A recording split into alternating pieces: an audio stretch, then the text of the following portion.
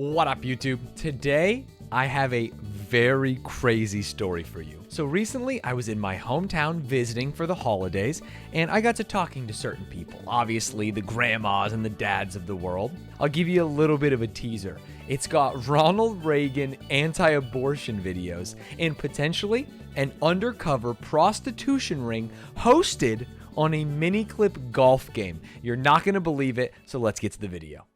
Actually, wait. Before that, you know what else is crazy? Less than 50% of the people that watch my videos are subscribed.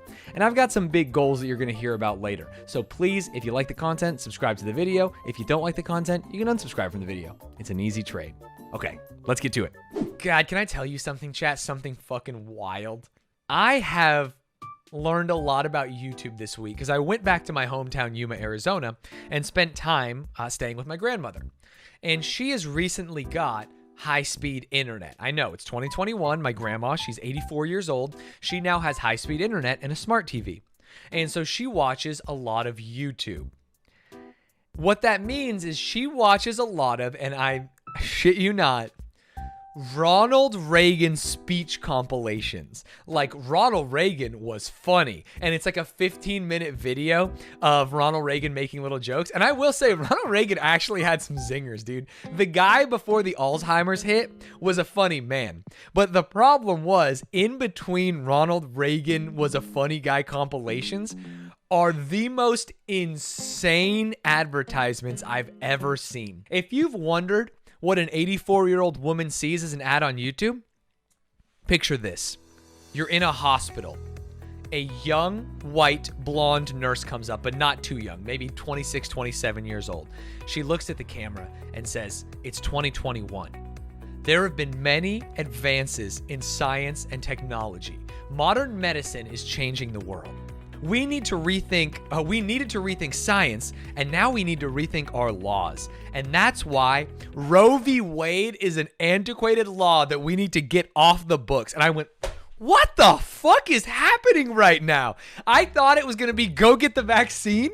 I thought it was going to be, yo, do your part, you old farts. It was literally anti-Roe v. Wade propaganda, 15-minute YouTube ad before a Ronald Reagan speech. Blew my mind. Because before, when I would visit, she would watch like the Hallmark Channel or the Game Show Network, and the ads would be for Life Alert and stuff like that. But now that she's on YouTube, the ads are way, way worse. Your grandma has fast internet, but you needed the streaming backpack for going to your parents' house. Guess could Wi-Fi skip a generation? It did. My mom's got trash Wi-Fi, but it's because she got in a fight with Cox Internet. She was getting bad service, and so she called him, and the person was rude on the phone, so she canceled. So now she's on that beam speed shit. She's on literally like the worst internet provider. She won't go back. She won't go back because they were rude to her. So it's like, what is she gonna do? That's why she's on like 2 megabytes down, 0.2 up. She put her money where her mouth is. Speaking of old people and technology, as I'm sitting there watching Ronald Reagan speeches with my grandma, my dad comes in, he lives out, so let me try and explain this. My grandma lives in the city, but the city in Yuma is like a suburb anywhere else. It's a small town. So even though she has internet, it hasn't reached the outskirts. And my father lives on the family farm, which sounds like he lives in the prairie. It's just like the county, right? You go out there in the county, all your water is well water. You're lucky if you can get electricity all the time and shit like that, which means that he has bad internet. He also has that beam speed shit. And so he can't watch anything or play anything unless he buffers for half an hour. So what he's been doing is when he comes into town to visit my 84-year-old grandma and make sure she's okay because, you know, she's getting older and things like that, he is going on the equivalent of like mini clip and playing this online golf game. He didn't tell me the name, but it's some kind of predatory golf game where you only get like 10 free balls a day, and it's like Mario Golf. You have power and aim, and you try and do it, and you play certain holes, and if you run out, you have to pay $1 for another ball, stuff like that.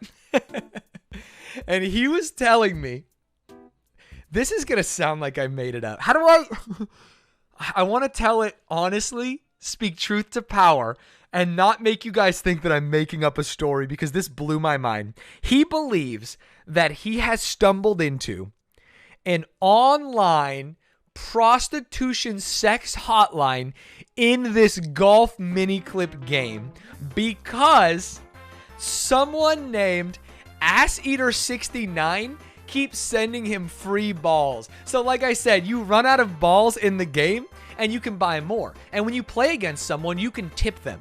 You can tip them a ball. And so if someone beats you, they'll tip you a ball, right? And the problem was this guy, AssEater69, was beating him and then tipping him balls and also sending him very inflammatory messages in the text chat. And so he would beat him and he'd be like, bend over, bitch, I'm gonna fuck you. And then he would send him a free golf ball. And he was like, I don't know what to do. I don't know what to do here, but I like the free golf balls. And so he's like, is this guy trying to sext me? Is he trying to lure me in here? And so he did what any self-respecting man would do. And he narked on him. He reported him. And he was so embarrassed when he was telling this story. He's writing a support message and he's like, to whom it may concern. I have been playing Tiger Woods Mini Clip Golf 2017 on the computer. I'm a longtime player. I have many hours in the game. I have spent tens, if not hundreds of dollars. Recently, I have been abused by another user, AssEater69, on your platform. I think that you need to look into him because there might be some other things going on. Oh, he got an automated response message and it was like, thank you for your message. We will look into AssEater69 and let you know if we need any more information, and moved on. And that's the end of the story to me.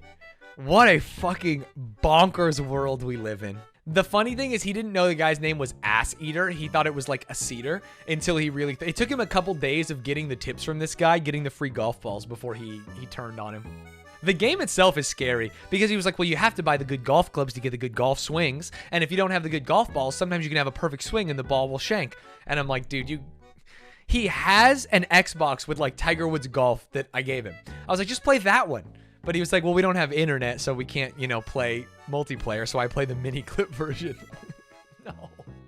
No. Well, if that doesn't make a YouTube video, no content ever will. What, the Ronald Reagan into online sexting gambit? How does he watch with no internet? He watches the Stanz show and he buffers for like 45 minutes. He literally turns on YouTube in the morning and then goes about his day. And then a couple hours later, he checks in and he can watch half of the Stanz show. And then he has to wait more hours to watch the rest of the Stanz show. It's super sick. I appreciate it. He's a real one. Every time I go to town, he tells me that my interview with Dogman was a savant-like performance. He says that I could be an interviewer on late night television. He said I masterfully controlled the interview. I was like, relax. Relax. He's a proud dad. Chad, I had a great idea, and I think I sold Rochelle on it. Oh, can I tell you about how I fucking got her to commit to giving me the big room? She hasn't shaken on it, but I think I was able to get the big room post Hannah move out. What have we been doing lately? Watching Survivor together. And you know what's annoying about watching Survivor?